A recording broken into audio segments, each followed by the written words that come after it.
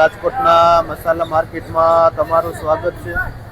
આજે તારીખ 1 ડિસેમ્બર 2025 અને માગસર સુદ એકાદશી છે, જેથી આજે ગીતા જયંતિ છે।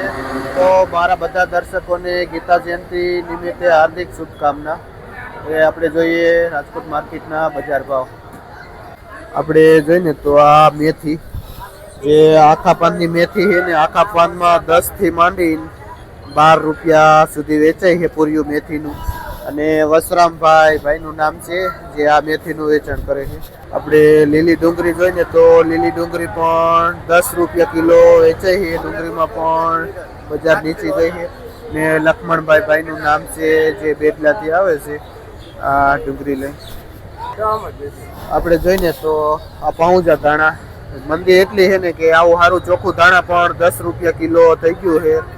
રાજકોટની બજારમાં ધાણામાં એકદમ મંદી પડી ગઈ છે।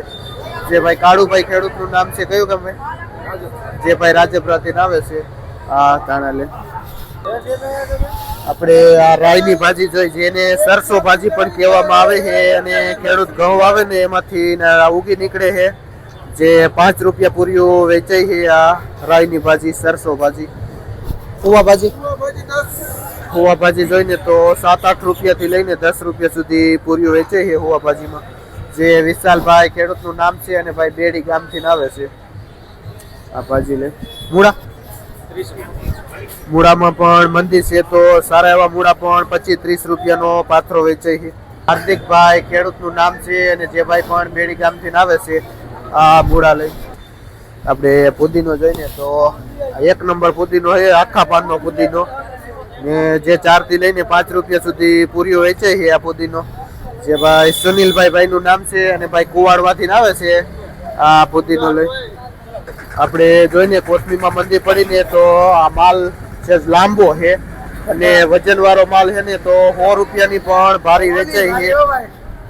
જે ભાઈ ખેડી ગામથી કોથમી લઈને આવેલા છે, અને નબળું કોથમી 100 રૂપિયા ઉધડી પોટલું થઈ ગયું છે।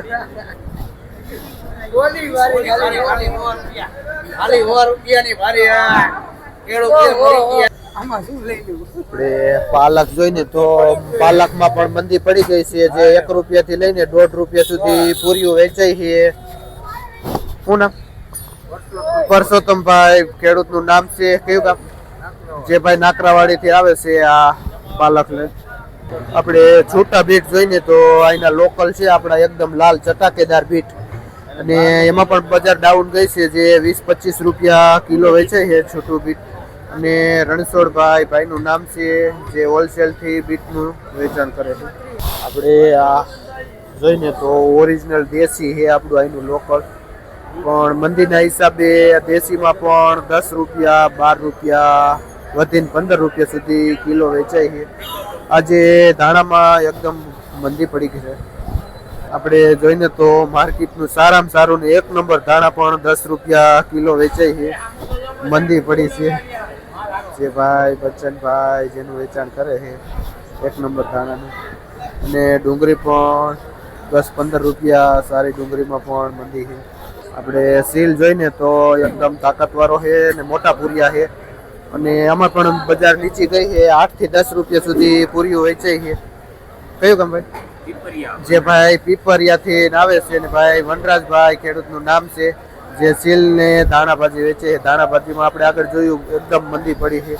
આપણું અહીંનું દેશી આવું લોકલ ફૂલવાળું હોય ને એમાં પણ મંદી છે, 10 રૂપિયા કિલો વેચાય છે, જે ભાઈ વેચે છે। આપણે જોઈને તો આ મીઠો લીમડો, અત્યારે મીઠા લીમડામાં થોડીક શોર્ટેજ છે, જે 5 રૂપિયા અને 7 રૂપિયામાં પૂરીઓ વેચાય છે। મીઠો લીમડો જે એકદમ ચોખ્ખો છે, અને મોટા પાનનો લીમડો છે, જે ખોડુભા ખેડૂતનું નામ છે, અને ભાઈ બેડીથી આવે છે આ લીમડો લઈને। આપણે જોઈને તો આ લસણ માર્કેટમાં મંડીના હિસાબે વેચાતું નથી, જેથી કરીને વાસી લસણ પીળું છે। આ 50-60 રૂપિયાનું સારું લસણની ખરીદી હતી, પણ માર્કેટમાં મંદી છે, ગરાકી છે નહીં, તો નથી વેચાણું, એટલે પીળું છે। અને જે ભાઈ સાગરભાઈ જે માલનું વેચાણ કરે છે, અને ધાણા પણ માર્કેટમાં પીળા છે, મોડે સુધી બજાર મંદી છે। જે આમ જોઈએ તો માર્કેટમાં માલ પીળો છે મોડા સુધી, અને માર્કેટમાં મંદી છે।